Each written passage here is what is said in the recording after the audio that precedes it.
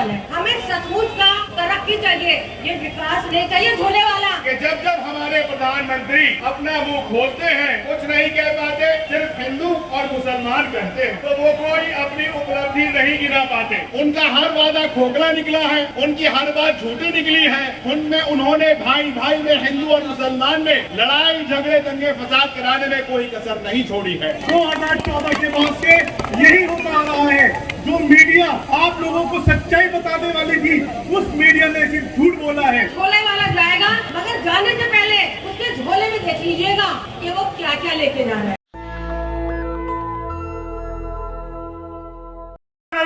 25 तारीख को करारा जवाब देने के लिए तैयार हो जाओ। इस मुल्क की महंगाई आज 25 तारीख को बोलेगी, और अगर आपको भी बोलना है, हमको भी बोलना है। मैं कहना चाहता हूँ मत कहो यार कि जुल्म के साए में लब खोलेगा कौन? लुप के साए में, जुल्म के साए में लब खोलेगा कौन? अगर हम सब चुप रहे तो फिर बोलेगा कौन? और ये बोलेंगे और आवाज करेंगे। और इसी के साथ मैं कहना चाहता हूं एक नौजवानों से, ये तैयार हो जाइए।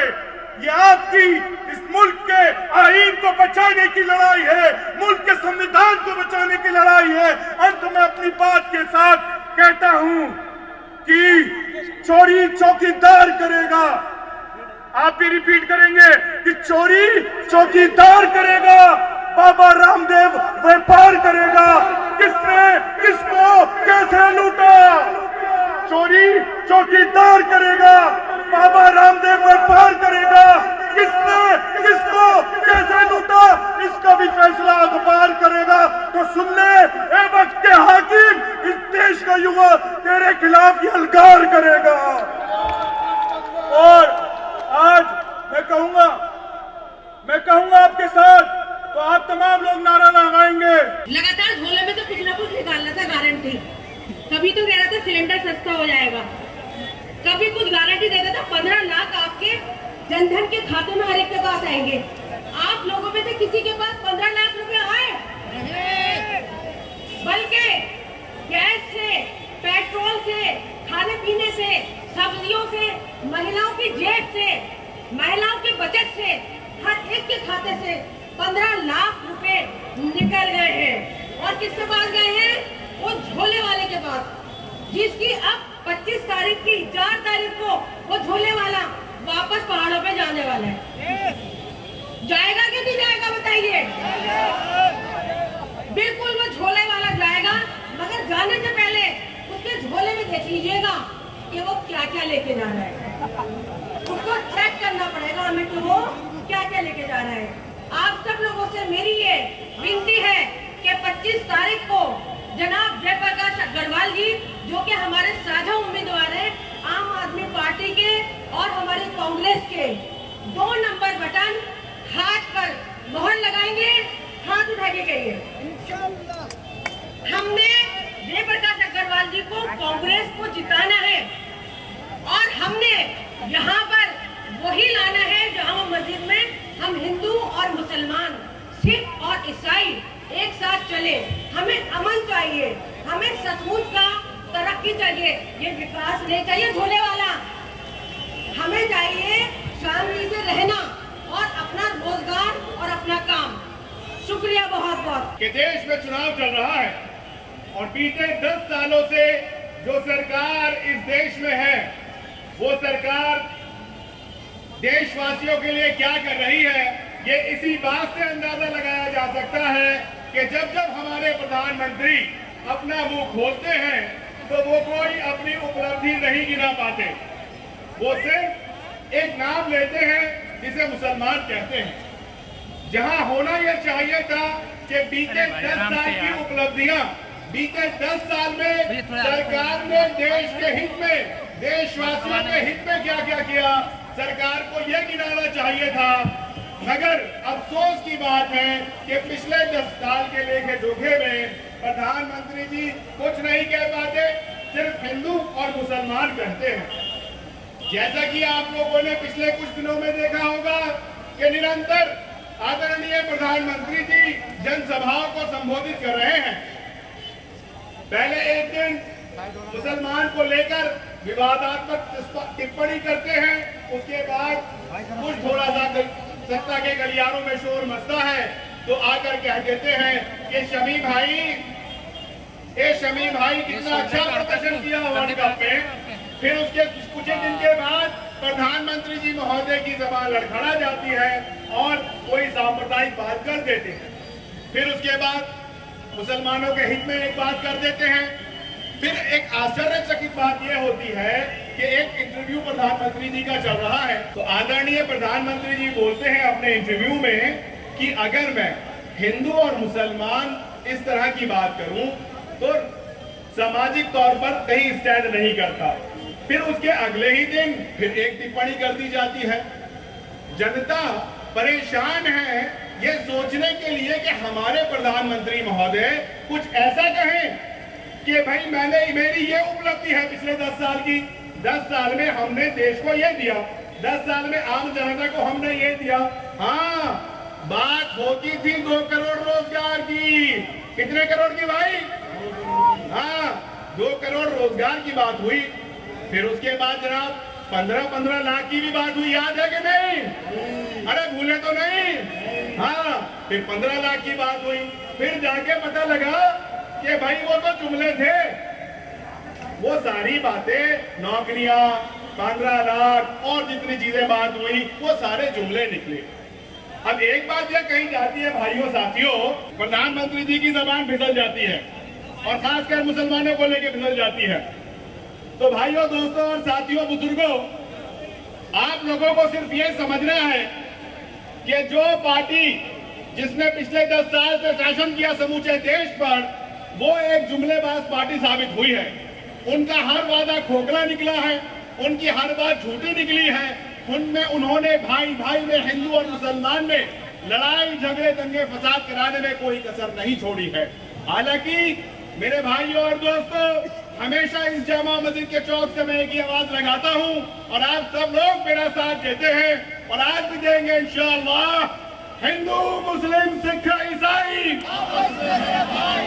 हिंदू मुस्लिम सिख ईसाई। तो मेरे भाइयों और साथियों, इसलिए मैं आपसे अपील करना चाहता हूं, ये हाथ उठा करके आपको आज जावेद भाई के नेतृत्व में, फाइज भाई के नेतृत्व में, तमाम इमरान प्रताप जी के नेतृत्व में आपको केवल 50%, 60% वोट नहीं डालना है। इसलिए कि हम देख रहे हैं जहां जहां वोट पड़ा है। आप उत्तर प्रदेश में भी देख लीजिए, 50%, 60% वोट पड़ रहा है। तो आप मोदी अगर मोदी को हटाना चाहते हैं, इस देश के कानून को बचाना चाहते हैं, तो आपको कम 80% से ज्यादा वोट डालना पड़ेगा। और 25 तारीख को जेपी अग्रवाल साहब को भारी मतों से विजय बनाइएगा। जय हिंद, जय भारत। दोस्तों और साथियों, ये लोग तब्दीली का वक्त है। जब कोई कौम, कोई समाज, कोई देश, कोई जनता अगर मुझे सिर्फ तुरंत बर्दाश्त करती है तो उसको अपना ये वक्त बदलने का वक्त देखना पड़ता है। और वो वक्त आज आ चुका है। आज नफरत खेती करने वालों का सवाल शुरू हो चुका है। देश की जनता नर हो या नारी हो, देश की एक बीमारी समझ चुकी है और अब इनकी रवानगी की बारी है। हमने क्या कर लिया है कि इस देश में अब राज इंसाफ का होगा, कानून का होगा, नफरत का नहीं होगा। नफरत का खेत अब शासन नहीं हो पाएगा। झूठे मक्कार देश से करने वाले गद्दारी देश की जनता समझ चुकी है, चाहे नर हो या नारी। अब राहुल देश में मसीहा बनकर आ चुका है। अब खत्म होगी मेरे साथियों, भूलना मत एक बात, 25 मई भाजपा कही कहो, मेरे साथ कहो 25 मई, 25 मई। और एक बात याद रखना, कोई तुम्हारे बीच में नोटा की बात करने आ जाए कि नोटा का बटन दबाना या कोई धार्मिक बात कहने आ जाए, उसको ठुकरा देना और घर से बेइज्जत करके निकालना। क्योंकि आज इस देश की जरूरत सिर्फ इस चांदनी चौक में हाथ के पंजे का बटन दबाना है। न नोटा है न कोई और है, सिर्फ आज के पंजे का बटन दबेगा, याद रखना जय प्रकाश आ गया है और जालिम के जाने का वक्त आ गया है। मेरे बहुत सारे साथी बोलने वाले हैं, मैं ज्यादा बोलूंगा नहीं, पर इतना कहना चाहता हूँ कि अपनी जिम्मेदारी को समझना। तुमने 10 दिन को झेला है, एक वक्त में याद होना चाहिए, चाहे NCR हो, चाहे नफरत की खेती हो, चाहे धर्म की खेती हो, चाहे नफरत का मजाक करने का मामला हो, नोटबंदी हो, NCR हो और नफरत फैलाने के लिए धर्म को आगे लगाने वाले लोग हों, इन सबको अब इस देश की जनता बाहर करने की तैयारी कर चुकी है। तुम पीछे मत जाना। और दूसरी बात, मैं हाथ जोड़ के विनती करता हूँ आपसे, दरखास्त करता हूँ, ये शफी देवी आपसे हाथ जोड़ के दरखास्त करता है, 25 मई को घर से मत रह जाना। कोई काम नहीं होना चाहिए, सब काम बाद में होंगे, पहले वोट चलेगा। और घर में कोई भी बीमार हो, परेशान हो, सबको इग्नोर करके पहले वोट डालने लेके जाना, वोट डालना। और अगर इस इलाके से तुम्हारा 60% वोट पड़ा तो तुम जिम्मेदार हो। तुम्हारा वोट 95% पड़ना चाहिए। किसी घर में भी एक वोट जाया न हो, सब वोट पुलिस तक पहुंचेंगे। ये वादा करो मुझसे, वादा करो। वोट डालने जाओगे 25 मई को सब कोई घर नहीं बैठेगा। बहुत बहुत शुक्रिया। 25 मई हाथ उठाकर दर्ज कराए। 25 मई 25 मई मॉल लगेगी, मॉल लगेगी, मिलकर लगाएंगे। यात्रा किसके लिए थी? एक तरफ बीजेपी की तरफ जो अन्याय हो रहा था बीजेपी के द्वारा, और कांग्रेस ने न्याय की बात की। तो क्या बात की कांग्रेस ने? न्याय की बात, गारंटी की बात। राहुल गांधी के नेतृत्व में कांग्रेस की नेतागिरी ने कहा कि कांग्रेस की सरकार बनने पर हर महिला को, सुन लीजिए, हर महिला को हर साल 1 लाख रुपए दिया जाएगा। ये कांग्रेस की गारंटी है कांग्रेस की सरकार बनने। दूसरी गारंटी, युवाओं को डिप्लोमा करने के बाद, ग्रेजुएशन करने के बाद 1 लाख रुपए दिया जाएगा ट्रेनिंग के लिए युवाओं को। ये दूसरी गारंटी है कांग्रेस के साथ में। किसानों की बात की, किसानों को MSP कानून बनाकर गारंटी देने की बात, ये तीसरी गारंटी। चौथी गारंटी, श्रमिकों को मनरेगा के माध्यम से 400 रुपया दिहाड़ी देने का काम, ये चौथी गारंटी।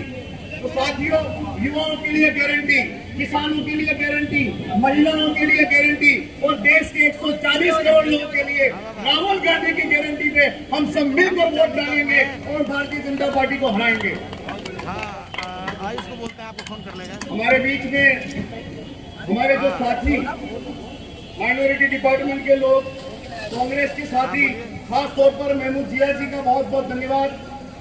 लाहिद मिर्जा जी जो कि जिले के अध्यक्ष हैं, वाहिद कुरैशी जी दिल्ली के माइनॉरिटी के चेयरमैन, राष्ट्रीय पदाधिकारी समीम अलवी जी, राजेश सेठी जी, लियाकत जद्दी जी, आबिद काजी जो कि राजस्थान से आए हैं, स्टेट के चेयरमैन है, राजेंद्र सिंह जी, रुखसाना जी, परवेज अख्तर जी, फहीम कुरैशी जी, चाहत खान जी, फरहान दूरे जो हमारे जिले के चेयरमैन है, चांदनी चौक के हमजा चौधरी जी, सफीउर रहमान जी, शानी जी, शहजाद भाई, आमिर भाई, हामिद भाई ब्लॉक अध्यक्ष, इश्तियाक अली जी, सुभान भाई, मोहम्मद ताहिर जी, रिजवान परवेज भाई और जो भी माइनॉरिटी के जिला अध्यक्ष, प्रदेश के वाइस प्रेसिडेंट, जनरल सेक्रेटरी, सारे दिल्ली से यहाँ पर पहुंचे, सबका बहुत बहुत धन्यवाद। सब हाथ उठाकर मैं एक नारा लगाऊंगा, सब मेरे साथ एक नारा लगाएंगे।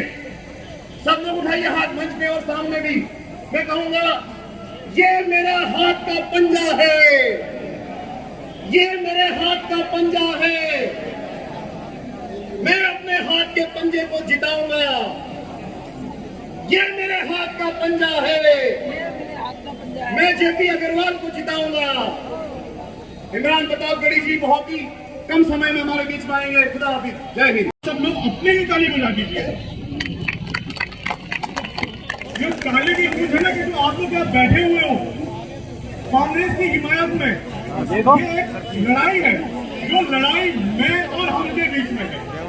मैं वो है जो कहते हैं कि इस देश के अंदर एक ही रंग चलेगा, और हम वो हैं जो ये कहते हैं कि इस देश में सिर्फ तिरंगा चलेगा। तो ये भी उन लोगों की है जो तिरंगे को लेकर चलने वाले हैं।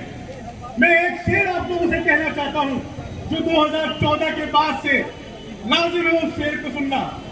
बहकाने वाले सब आपके यार बन गए, बहकाने वाले सब आपके यार बन गए, समझाने वाले मुफ्त गुनहगार बन गए। भेजा था हमने अपनी तरफ से जिन्हें वहां जाते ही वो भी उनके तरफदार बन गए। 2014 के बाद से यही होता आ रहा है। जो मीडिया आप लोगों को सच्चाई बताने वाली थी उस मीडिया ने सिर्फ झूठ बोला है।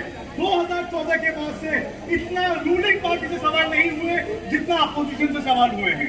तो ये वक्त बदलाव का है, हमें बदलाव करना है। एक बार हाथ उठा के बोलिए कि इस बार जो वोट होगा वो हमको होगा, इस बार जो वोट होगा वो तिरंगे को होगा, इस बार जो वोट होगा वो हमारी एकता को होगा। जय हिंद। नेशनल दस्तक की आपसे गुजारिश है कि अगर इसको बचाना चाहते हैं तो नेशनल दस्तक को सब्सक्राइब करने के लिए रेड कलर के सब्सक्राइब बटन को दबाएं, फिर बेल आइकन की घंटी दबाएं। नेशनल दस्तक को बचाने के लिए बहुत जरूरी है कि हर खबर को शेयर करें, लाइक करें, कमेंट जरूर करें।